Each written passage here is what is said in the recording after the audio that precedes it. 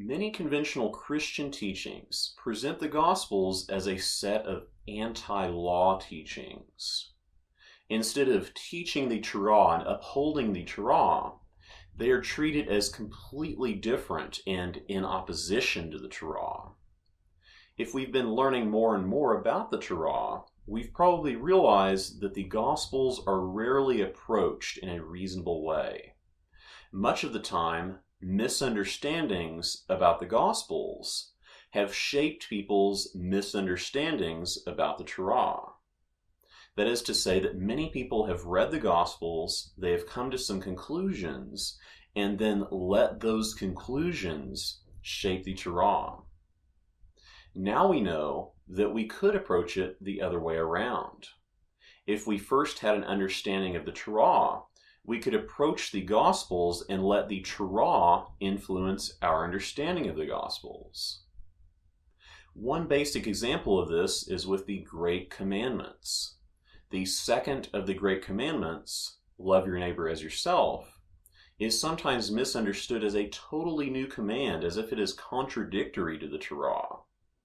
Obviously, that comes from ignorance of the Torah, because Leviticus 19:18 is the source for such a command. Another example might be some of the teachings in the Sermon on the Mount, which we will get to shortly, and some of the passages that refer explicitly to the traditions of the elders. If we don't have knowledge of the Torah, and we see these things, it's easy to come to conclusions that are not entirely right. This has led to generalizations about the Gospels that distort our view of the Torah and the Gospels both. When we come to these generalizations, there is an impact that goes beyond our overall conclusion. These generalizations serve to reinforce that conclusion because they tell us how to direct our attention and what to focus on and what to consider relevant. They tell us how to process new information. We've probably seen this before. We may have shown someone a verse that tells us to follow the Torah in full, and upon seeing it, a person might say, I don't know what to think about that, but I know what it says over here, which means I don't have to follow it. In a way, that overall generalization directs attention away from the things that disprove it. It's almost as if those verses don't exist for that person. Obviously, these generalizations about an overarching message or the conclusion as a result of it may not be entirely useful, and instead it may be detrimental.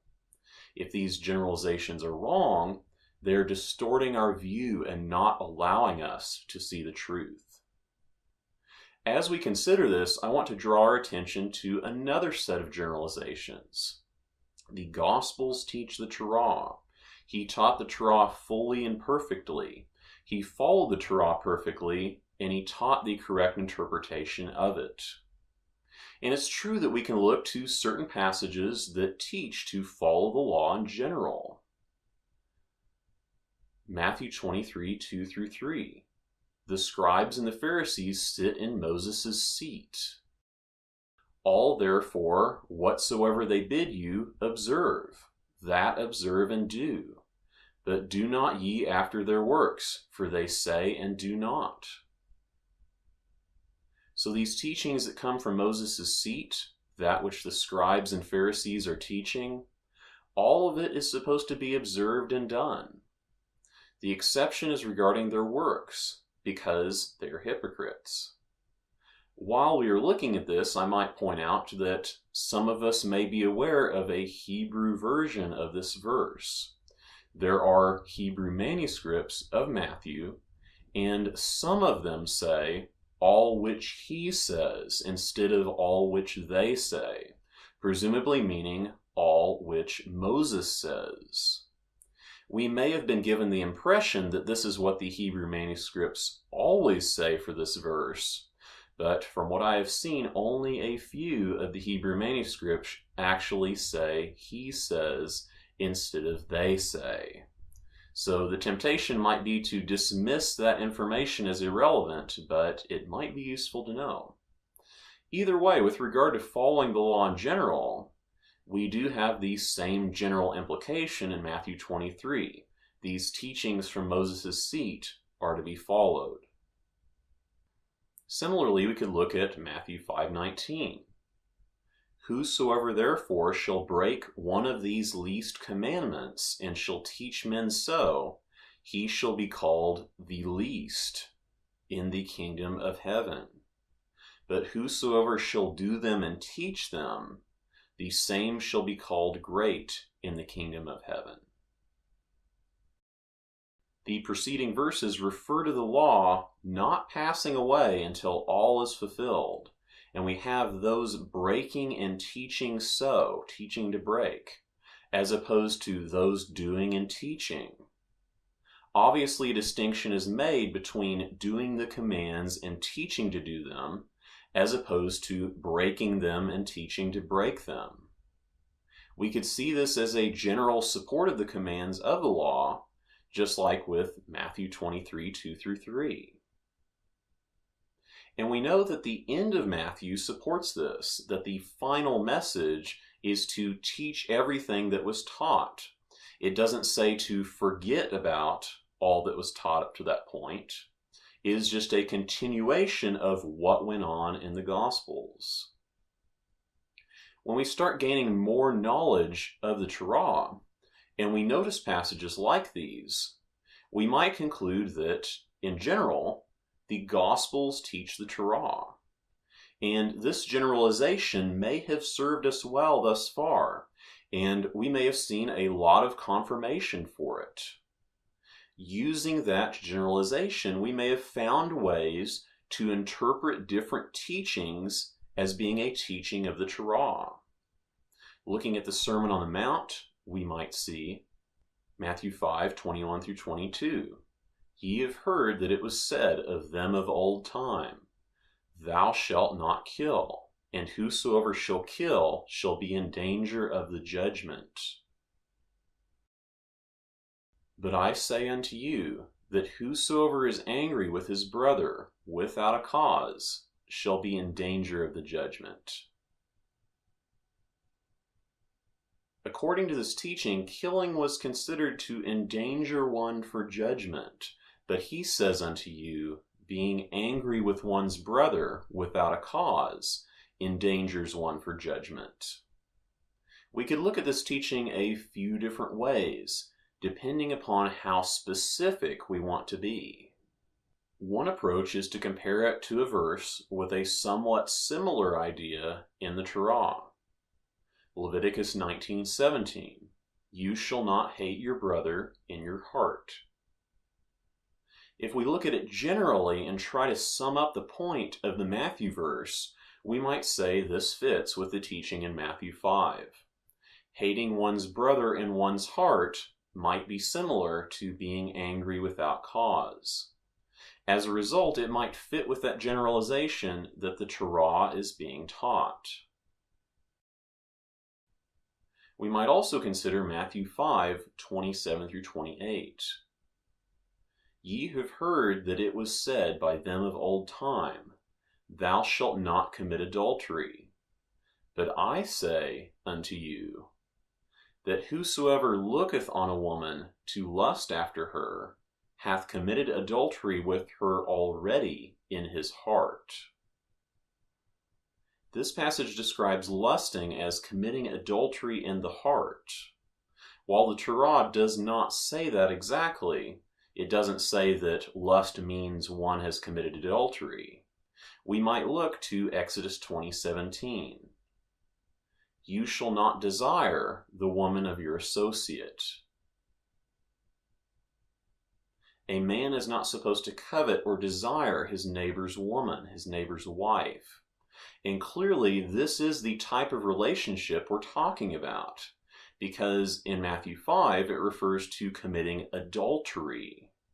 Adultery is an act committed with a married woman, not just women in general. So even though the exact comparison of lust with adultery is not in the Torah, we might consider the covet command, you shall not desire the woman of your associate, as conveying the same general idea. One is not allowed to do such a thing. There are ways to look at passages like these in the Gospels and see them as teaching the Torah. We can see the teaching and then compare it with the commands of the Torah, and we can find the same general idea in many cases. So we might see this as further confirmation of that general assumption we may have had, the generalization that the Gospels are teaching the Torah. Even though we can see examples of this, and even though we can see teachings about following the law in general, we want to make sure that we are not ignoring things as a result. We want to make sure that we are not doing that same thing that we may have seen others do, not paying attention to certain passages because they don't fit with a previous assumption or previous generalization. To consider that, I want us to bring our attention to the divorce teachings in the Gospels. Matthew 19, 3-9. Is it lawful for a man to put away his wife for every cause?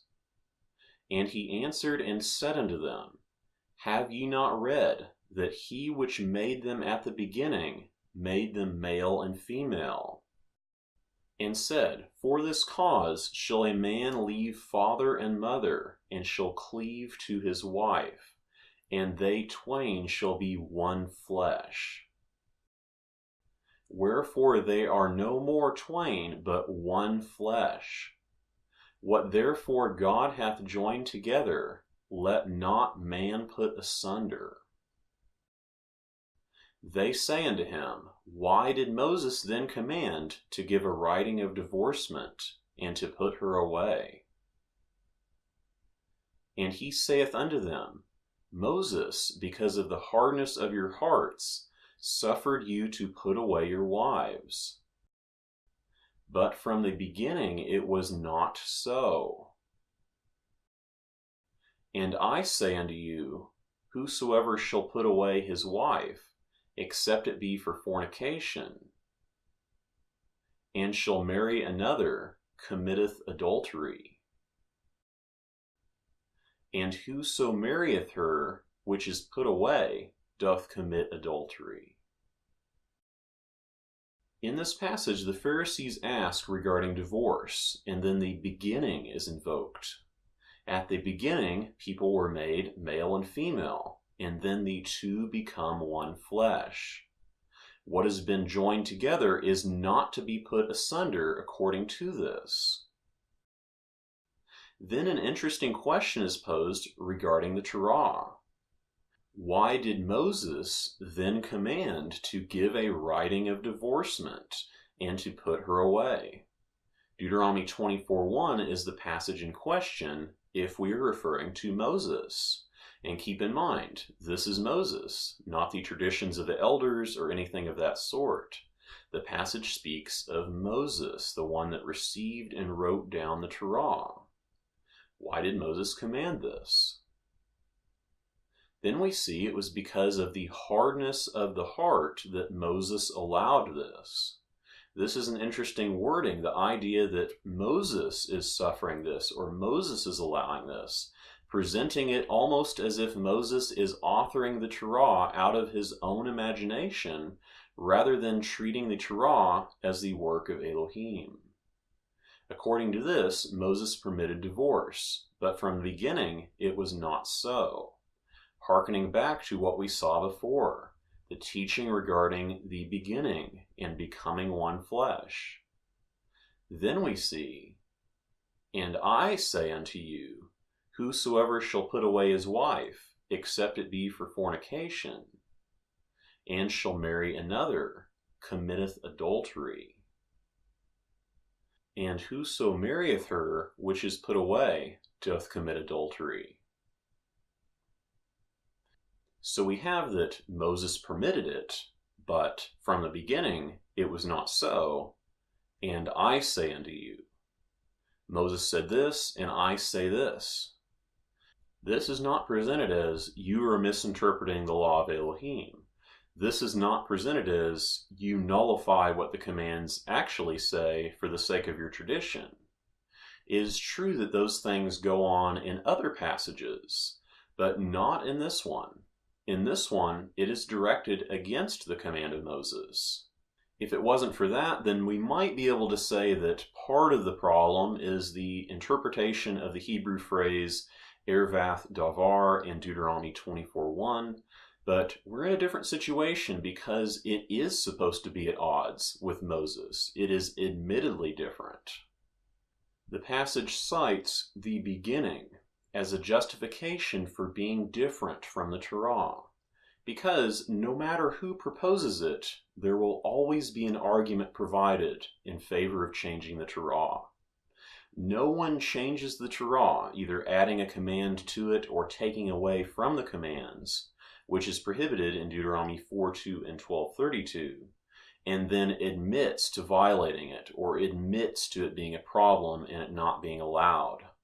There will always be some justification for it, whether saying it was an authorized change that the Torah does not discuss, or that it was the original way, or that it's the new way that was intended all along.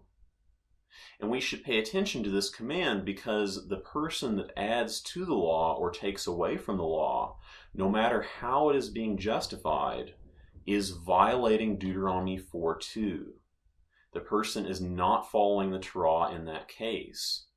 And we also break the command if we also change the Torah as a result. And we might notice that what is being appealed to here is not a personal claim of authority. It's not a personal claim that one has the ability to change the Torah for some reason. It is simply invoking the beginning. It is saying, if anything, that the command of the Torah lacks legitimacy, that the Torah itself is not entirely legitimate. So this passage about divorce in Matthew 19 is admittedly not teaching the Torah. And we have further evidence of this by how adultery is described. A man that leaves his wife in the incorrect way, according to this passage, and then the man marries another, he is committing adultery. This goes against how adultery works in the Torah. A man is allowed to marry more than one woman in the Torah. A man would only be committing adultery if he was marrying a married woman. A man marrying an unmarried woman, whether he has a wife already or whether he is divorced, is not adultery. We see no such thing in the Torah. And one might be wondering if the Hebrew manuscripts of Matthew have the same problem. So I have looked into them and offer a translation here. Matthew 19:9. I say to you, everyone who is leaving his woman and takes another, if not in the way of adultery, he is committing adultery. And the one taking the one divorced commits adultery. The passages in the Hebrew manuscripts are very similar to the Greek Testament version. The same problems are present with the reference to Moses and with the man committing adultery. And we see similar things present in the other synoptic gospels. Luke 16:18. Whosoever putteth away his wife, and marrieth another, committeth adultery. And whosoever marrieth her that is put away from her husband, committeth adultery. Like before, we can see this is not in line with Deuteronomy 24, because in Deuteronomy 24:2, it describes a divorced woman marrying another man lawfully by the standard of the Torah. And we see again the man marrying another is committing adultery, which we know is not in line with the way adultery works in the Torah. A man can marry more than one woman. These teachings on divorce in the Gospels do not fit with the Torah, and this is even admittedly so. We want to allow ourselves to consider that fully. In the past, we may have heard the generalization that the New Testament in general is entirely against the Torah. And we've realized that this generalization was not entirely right, that many of these ideas come from lack of knowledge of the Torah, lack of understanding of the context for the Gospels has led to a distortion of the Torah. In response, we might have come to a different generalization, that the entire New Testament, or at least the synoptic Gospels and a couple other books, teach in favor of the Torah. And we've probably been able to work some of these teachings into that generalization. Maybe not every single detail or specific point of the teachings, but maybe a general idea could be treated as from the Torah. But this cannot be forced out of every teaching. We just looked at one example of this where it is admittedly not the case, that Moses taught one thing and I say this. And if we pay attention to the details, we can see that's not in line with the way things work in the Torah. And that would make sense because it is presented as being different from the Torah. So we cannot look at the New Testament or even the Synoptic Gospels as being totally in line with the Torah, because they are not. And there's always going to be some explanation as to how that is okay. No one changes the Torah and then says, I changed the Torah with that teaching, therefore I violated it, and you shouldn't listen to that teaching, and you should just listen to the Torah instead. No one would teach that way. If we're going to approach this honestly, we cannot say that someone followed the Torah perfectly if the person changes the Torah. Regardless of the argument behind it, changing the Torah means violating the Torah. Teaching something that is admittedly different from the Torah means the person is not teaching the Torah by his own admission. And because of the nature of this situation, part of us may oppose accepting this at first, accepting this for what it says, and that's okay. Instead of trying to come up with a quick response that we might disagree with later, we want to take the time to consider this thoroughly, because it is something that we want to be careful about. If we have been recognizing the teachings of the Torah as the way which the Creator considers good and right in His sight, and we recognize it is the way He has established for His people, then we know it is important enough to make sure that we pay attention to what the Torah says. Deuteronomy 10:12-13 already tells us what is required of us, what He asks of us. It tells us to fear Elohim, to love Him, and to walk in all His ways, and to serve Him, and to keep His commandments. This is what He asks of us. Righteousness is already described in Deuteronomy 6:20-25. His commandments are for our good, for all of the days, and they are righteousness for us if we guard to do all of them. Repentance and remembrance of the covenant was already allowed for in Leviticus 26:41-45. Even though we broke the covenant, He remembers it. He remembers the covenant that He made with those He brought out in the Exodus. If we are willing to remember it, if we are willing to return to Him, to return to His ways, this is what we must do.